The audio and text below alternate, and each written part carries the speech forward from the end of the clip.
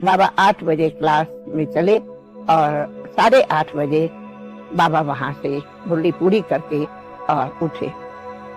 तो बात ये थी कि बाबा ने लास्ट में, उसी वाणी के लास्ट में कहा, हे बच्चों, तुम्हें सदा निराकारी, निर्विकारी, निरअहंकारी स्थिति रखने से ही तुम आगे ऊंच से ऊंच बन सकते। तब हम बच्चों से विदाई करके और अपने रूम में चले गए। तो जब रूम में चले गए तो हम कभी बाबा के रात के टाइम में रूम में जाते नहीं है, लेकिन अनैसे ही हमें ख्याल आया कि मैं बाबा के पास रूम में जाके और हम गुड नाइट करके आती हूँ। तो मैं जब कमरे में गई तो बाबा अपने पलंग पर बैठा था। बाबा पलंग पर ऐसे टर्न होकर के बैठा, टांगे नीचे थी और मेरा सामने में हाथ पकड़ा।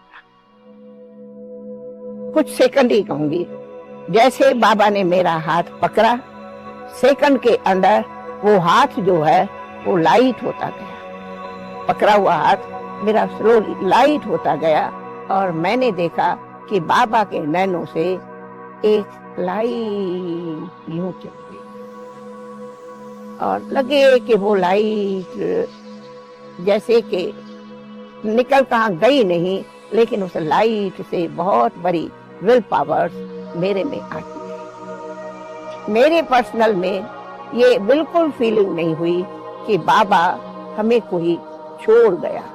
हमें लगा बाबा इस स्थूल वतन से और सूक्ष्म वतन में गए हैं और बाबा हमारे को दृष्टि दे रहा है और बाबा साथ है और बाबा प्रेजेंट है और बाबा साथ देता रहेगा और बाबा की ही सब कुछ शक्ति कार्य कर रही है। ये एक मुझे सूक्ष्म वरदानों के साथ शक्ति रूप में अनुभव होता रहा। फिर तो थोड़ी देर के बाद सबको ये मालूम हुआ कि बाबा अव्यक्त